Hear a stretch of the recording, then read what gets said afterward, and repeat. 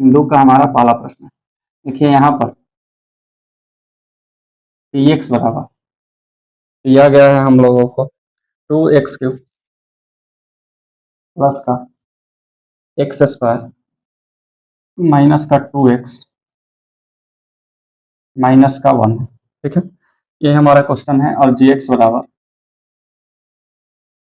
x plus का 1 है।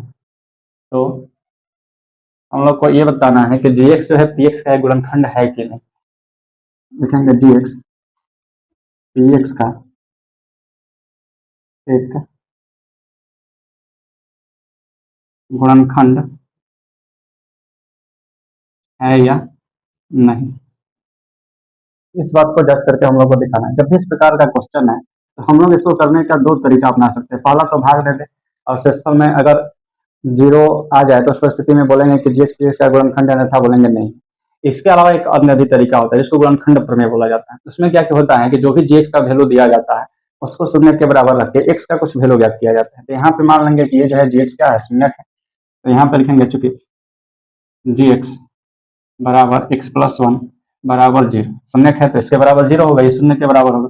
इसके माध्यम से हम लोग x का वैल्यू निकाल सकते हैं। प्लस 1 इधर जाएगा तो -1, यानी कि हम लोग x के स्थान पर अगर -1 रखेंगे तो यहाँ पे हो सकता है कुछ आएगा, ठीक है। अगर ये 0 के बराबर हो जाएगा बहुपद तो बोलेंगे कि x का गुणनखंड है, अन्यथा बोलेंगे नहीं। अब हम आगे बढ़ते हैं, लिखेंगे चूंकि px बराबर 2x³ प्लस का x² माइनस का 2x माइनस का 1, x के स्थान पे हम लोग को -1 रखना है।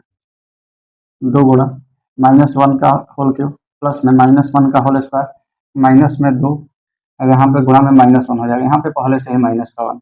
अब हम लोग आगे बढ़ जाते हैं, p ऑफ -1 है। यहाँ पे देखिए 2 है, गुणा में आप लोग देखिएगा तो यहाँ पे -1 के पावर 3 यानी कि घातांक इसका विषम है। उस परिस्थिति में -1 ही बचेगा हमारे पास। यहाँ पे -1 का होल स्क्वायर करेंगे तो ये 1 आएगा, ये -2 में -1 से गुणा होगा तो प्लस का 2 हो जाएगा, ये माइनस का 1, ठीक है। अब आगे बढ़ जाते हैं, p ऑफ -1 है, बराबर में देखिएगा तो 2 में -1 से गुणा होगा तो 2 माइनस में हो गए, ये +1 ये +2 ये माइनस का 1। यहाँ पे देखिएगा तो एक प्लस में एक माइनस में है, एक ये भी एक प्लस में एक माइनस में, यानी कि कुल मिला जुला कर अगर देखा जाए तो p ऑफ -1 बराबर क्या आ गया, 0 आ गया। यानी कि जो शून्य हम लोग माने थे x बराबर -1 आया, x का बराबर उसको बहुपद में रखे हैं ना, तो यहाँ पे 0 आ रहा है।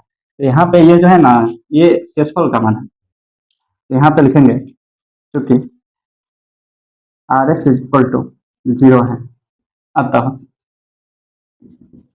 gx